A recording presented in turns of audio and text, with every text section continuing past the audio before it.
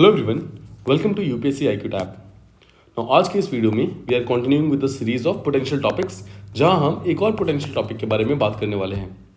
हमारा main M ये है जितने भी इंपॉर्टेंट टॉपिक्स हमारे यूपीएससी प्रीलिम्स 2024 के अंदर पूछे जा सकते हैं, हम उन सबको डायरेक्टली इनडायरेक्टली कवर करें सो दैट एग्जामिनेशन में हम कॉन्फिडेंटली इन क्वेश्चंस को अपेयर कर सकें, राइट। सो आज का जो हमारा टॉपिक है that is around bitcoin halving. Now bitcoin halving का बेसिक कॉन्टेक्स्ट क्या है एंड क्यों ये चीज़ इंपॉर्टेंट है। देखिए, जब भी आप प्रीलिम्स से एग्जामिनेशन देंगे तो आप पाएंगे कि कम से कम 3 से 4 क्वेश्चंस ऐसे होते हैं जो कि टर्म्स रिलेटेड टू न्यूज़ पूछे जाते हैं। मतलब न्यूज़ में अगर कोई ऐसा नया टर्म है जो कि काफ़ी बज़ क्रिएट कर रहा है तो वो चीज़ हमारे एग्जामिनेशन के अंदर पूछा जाता है। बिटकॉइन हार्विंग ऐसा ही एक बहुत इंपॉर्टेंट टर्म है जो कि हमारे प्रीलिम्स पॉइंट ऑफ व्यू से काफ़ी इंपॉर्टेंट हो सकता है। बिटकॉइन हार्विंग का मतलब क्या है, देखो नाम से समझो तो आपको समझ आ जाएगा। बिटकॉइन आप जानते हैं, बिटकॉइन एक टाइप का डिजिटल कॉइन है, राइट। डिजिटल कॉइन है जिससे आप क्रिप्टो करेंसी भी बोल सकते हैं, right. It is a type of crypto currency. Now crypto currency एक ऐसे टाइप की करेंसी होती है जो कि डिसेंट्रलाइज होती है। डिसेंट्रलाइज का मतलब ये है कि किसी कंट्री की गवर्नमेंट जो है या फिर कोई सेंट्रल इशूइंग अथॉरिटी नहीं होता है जो कि उस चीज़ को इशू करता है। रादर बिटकॉइंस को बनाया गया था। बिटकॉइन क्या है, एक प्रोग्राम्ड करेंसी है। ये एक कोडेड करेंसी है, और सिंपल वर्ड्स में बोले तो, राइट, जिसको माइनिंग करके प्राप्त किया जा सकता है। माइनिंग कैसे करते हैं, देखो माइनिंग तो आपको पता है, अगर अर्थ के नीचे कोई भी मिनरल्स वगैरह मेटल्स वगैरह होते हैं तो उसको एक्सट्रैक्ट करने के लिए माइनिंग की जाती है। बट जो सेकंड टाइप की माइनिंग होती है तो वो बिटकॉइंस के लिए की जाती है। उसका मेन एम ये होता है कि एक पर्टिकुलर कंप्यूटर के थ्रू आपको बिटकॉइंस को जनरेट करना होता है through a process called as mining. ठीक है, so I hope it is clear कि बिटकॉइंस को कैसे आप रिलीज कर सकते हो। और बिटकॉइन हार्विंग का मतलब क्या है, हार्विंग वर्ड जो है वो हाफ वर्ड से आता है, और हाफ वर्ड का मतलब होता है हाफ हो जाना, मतलब आधा हो जाना।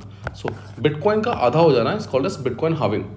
देखो बिटकॉइन हार्विंग एक ऐसा इवेंट है जहाँ पर अगर आप बिटकॉइन को माइन करोगे, मतलब बिटकॉइन को जनरेट करने जाओगे, तो उसका जो रिवॉर्ड मिलेगा ना वो नॉर्मल से आधा मिलेगा, हाफ मिलेगा। ठीक है, उसे कहते हैं बिटकॉइन हार्विंग।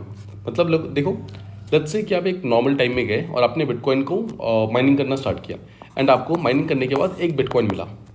बट जब बिटकॉइन हार्विंग का टाइम चल रहा होता है उस समय में अगर आप सेम टाइप की कंप्यूटेशनल पावर को इस्तेमाल करोगे, सेम टाइप की कंप्यूटर को इस्तेमाल करोगे, उसके बावजूद आपको 0.5 बिटकॉइंस ही जनरेट होकर मिलेंगे।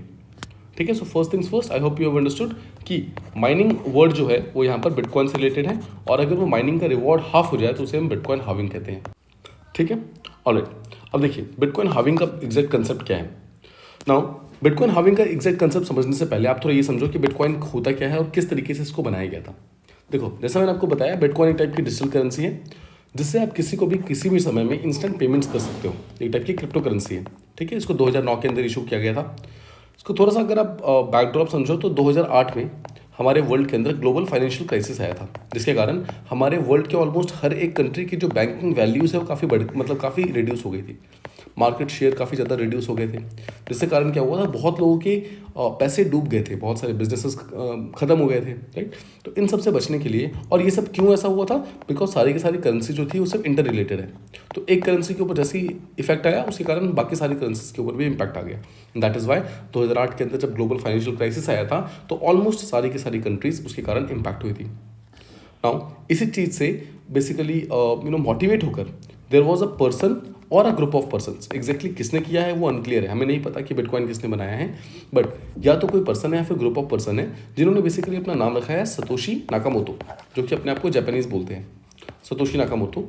ठीक है, सतोशी नाकामोटो रियलिटी में कोई पर्सन है कि नहीं ये किसी को नहीं पता है, बस इस नाम से एक पर्टिकुलर ग्रुप ने एक ऐसा बेसिकली अकाउंटिंग सिस्टम बनाया है जिसके थ्रू आप कंप्यूटर को इस्तेमाल करके, राइट, इसको माइन कर सकते हो। मतलब बिटकॉइंस को आप माइन कर सकते हो, बेसिकली आप जनरेट कर सकते हो। ठीक है, और 2008 के फाइनेंशियल क्राइसिस के बाद बनाया गया था।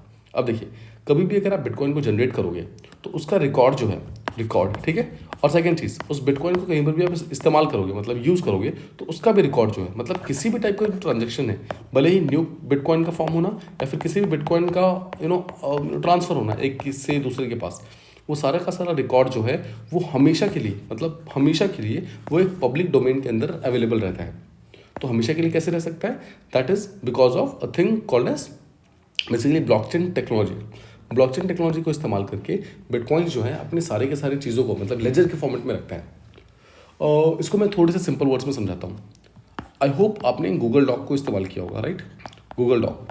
और गूगल डॉक में जब भी लेट्स से आप कोई फाइल बनाते हैं, उसके बाद आप क्या करते हैं, जब भी किसी दूसरे को पर्सन को शेयर करना होता है, so what you do is आप सिंपली शेयर के बटन पे जाते हैं और उस पर्सन का ईमेल आईडी डालते हैं। द मोमेंट आप ईमेल आईडी डालते हैं तो वो complete file along with editing rights जो हैं वो उस पर्सन के पास ट्रांसफर हो जाते हैं। तो ध्यान से सोचिए, इस गूगल डॉक को आपको ट्रांसफर करने के लिए ना ही यहाँ पर डाउनलोड करने की जरूरत पड़ी, ना ही इसको आपको यहाँ पर कुछ और करने की जरूरत पड़ी। You have simply shared it with the help of email ID, right? आपने इसको सिंपली शेयर कर दिया। सो यहाँ पर अगर आप देखो तो इस गूगल डॉक के अंदर लेट्स से कि आपने 10 लोगों को शेयर किया है और इस 10 में से कोई भी अगर वहाँ पर कोई भी चेंजेस करेगा ना, तो उसका रिकॉर्ड हमेशा के लिए उस गूगल डॉक के अंदर प्रेजेंट रहता है, हमेशा के लिए।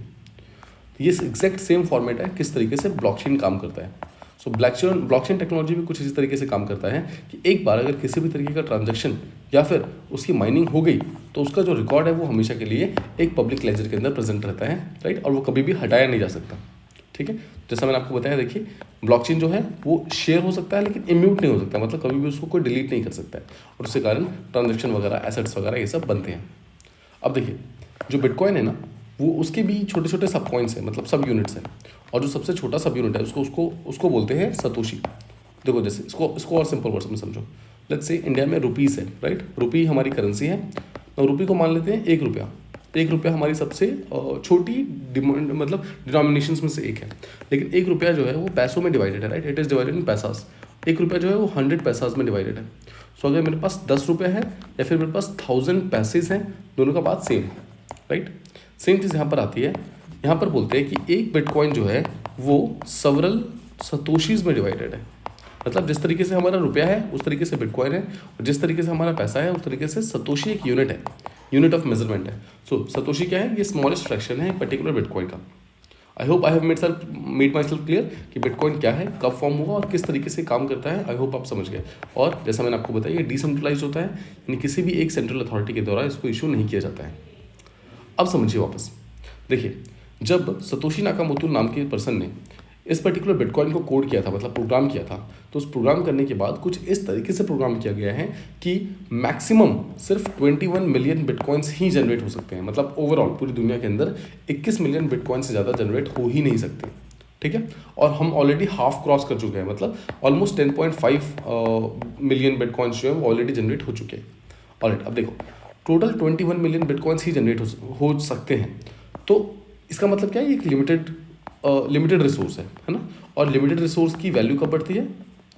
जब उसकी स्कार्सिटी होती है ना? आई होप आप समझ रही है। इस law of supply and demand के बारे में बात कर रहे हैं। Law of supply and demand को समझो।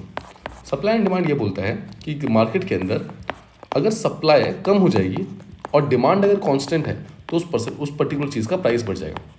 बिकॉज देखो, मान लो लेट्स से कि आप 1 kg मैंगो खरीदने गए और उस मैंगो का प्राइस मान लेते हैं कि 100 रुपीज़ है, ठीक है? और मान लेते हैं कि मार्केट के अंदर 1 kg मैंगो प्रेजेंट है। जब आप खरीदेंगे तो आपको इजीली वो 100 रुपये में मिल जाएगा, बिकॉज जितना आपको चाहिए उतना अवेलेबल है। बट लेट्स से आपको 1 kg मैंगो चाहिए, बट मार्केट के अंदर सिर्फ ½ kg ही अवेलेबल है, और 2 लोग हैं, दोनों ही उस पर्टिकुलर 1 kg मैंगो को लेने की कोशिश कर रहे हैं। तो यहाँ पर दुकानदार क्या करता है? वो 100 के बदले में उसका प्राइस बढ़ाकर 110 कर देगा। अब जिसके पास भी वो पर्टिकुलर 110 रुपये देने की काबिलियत है वो उस पर्टिकुलर मैंगो को खरीद सकता है, अदरवाइज वो मैंगो मतलब कोई दूसरा पर्सन खरीद लेगा, राइट? तो इस तरीके से सप्लाई एंड डिमांड चलता है, मतलब किसी चीज़ की सप्लाई अगर कम हो जाएगी और डिमांड कांस्टेंट है तो प्राइस उसका ऑटोमेटिकली बढ़ जाता है। और इसका वाइस वर्सा भी बिल्कुल सही है। अगर किसी चीज़ की सप्लाई कम हो जाए, मान लो सप्लाई किसी चीज़ की सप्लाई अगर किसी चीज़ की बढ़ जाए, सप्लाई इंक्रीज हो गई बट डिमांड कांस्टेंट है, तो अगेन प्राइस यहाँ पर क्या होगा? देखो सप्लाई बहुत ज़्यादा बढ़ गई है बट डिमांड उतनी ही है, मतलब 1 ही kg मैंगो चाहिए था बट मार्केट के अंदर 10 kg मैंगो प्रेजेंट है, राइट? तो मेरा यहाँ पर बार्गेनिंग पावर बढ़ जाएगा और मैं यहाँ पर सस्ता खरीद के लाऊंगा। सेम चीज़ यहाँ पर आता है। टोटल मिलाकर सिर्फ 21 मिलियन बिटकॉइंस ही प्रेजेंट हैं, जिसमें से आधे से ज़्यादा ऑलरेडी कॉइन हो चुके हैं, ऑलरेडी माइनिंग हो चुकी है, मतलब आधे के आसपास ही बची है। तो अगर ये लिमिटेड रिसोर्स है, सिर्फ इतना ही आ सकता है, तो इसका मतलब है इसकी वैल्यू कब बढ़ेगी? जब इसकी सप्लाई कम होगी। तो किसी तरीके से सप्लाई को कम करना पड़ेगा। सप्लाई कम करने के लिए क्या किया गया? जो सतोशी नाकामोटो था उसने कुछ इस तरीके से इसको मतलब कोड किया है कि जब भी 2,10,000 इतने बिटकॉइंस जनरेट हो जाएंगे, मतलब जब भी 2,10,000 बिटकॉइन जनरेट होंगे तो ऑटोमेटिकली बिटकॉइन की वैल्यू जो है वो हाफ हो जाएगी। मतलब समझो, जब तक 0 बिटकॉइंस जनरेटेड थे, उसके बाद फर्स्ट बिटकॉइन जनरेट हुआ, फिर सेकंड जनरेट हुआ, फिर थर्ड जनरेट हुआ, ऐसे करते करते जब 2,10,000वां बिटकॉइन जनरेट हो गया, इस पूरे पार्ट में तो आपको जनरेट करने पर एक एक बिटकॉइन मिलता रहेगा, राइट। मान लेते हैं कि 10 पीसीस को इस्तेमाल करके आपने एक बिटकॉइन जनरेट कर दिया, लेकिन जैसे ही 2,10,000 कंप्लीट हो जाएगा ना, उसके बाद सेम 10 पीसीस जब मिलकर माइनिंग करेंगे तो इसका जो रिजल्ट आएगा दैट विल बी 0.5 बिटकॉइंस। उम्मीद कर रहा हूँ कि आपको समझ आ रहा होगा कि हर 2,10,000 बिटकॉइंस पर बिटकॉइन हाविंग हो जाएगी, ऑटोमेटिकली उसकी वैल्यू हाफ हो जाएगी। और ये कब होता है? 2,10,000 माना जाता है कि हर 4 साल पर लगभग 2,10,000 बिटकॉइंस जनरेट हो जाते हैं, मतलब हर 4 साल पे बिटकॉइन हाविंग हो सकती है। ठीक है, इट इज़ नॉट 100% श्योर कि होगी ही होगी, बट हर 4 साल पे हो सकती है having. I hope it is clear. इसके अलावा देखो, जैसे मैंने आपको बताया, ऑब्वियसली न्यू बिटकॉइंस जो जनरेट हो रहे थे उसकी वैल्यू बहुत कम है, इसलिए लोग उसको जनरेट करना कम कर देंगे। जनरेट करना कम करेंगे तो उसके कारण क्या होगा? सप्लाई कम हो जाएगा बिटकॉइन का, और सप्लाई जैसे कम होगा ऑटोमेटिकली वो उसका प्राइसेस इंक्रीज होने स्टार्ट हो जाएंगे। तो आई होप आप समझ गए, बिटकॉइन को माइनिंग करना इस समय में बहुत लेस प्रॉफिटेबल हो जाता है, जिसके कारण क्या होता है? जिसके कारण लोग उसको करना बंद कर देते हैं, और जो नॉन सीरियस लोग होते हैं वो लोग एक्चुअली इस मार्केट से बाहर भी हो जाते हैं, तो they push out the less efficient जो माइनर्स होते हैं। और उसके बाद फिर से जब वापस बिटकॉइन की वैल्यू रिस्टोर हो जाती है तो फिर से एक बार सेम नंबर ऑफ बिटकॉइंस मिलना स्टार्ट हो जाता है। So this is called as bitcoin halving. उम्मीद करता हूँ आपको ये पर्टिकुलर टर्म प्रॉपर्ली समझ आ गया, because this is a very very important term and it can be asked in the UPSC examination. I hope this particular video was beneficial to you. अगर आपको ये वीडियो पसंद आई हो तो please do a like, share and subscribe, and thank you so much for listening.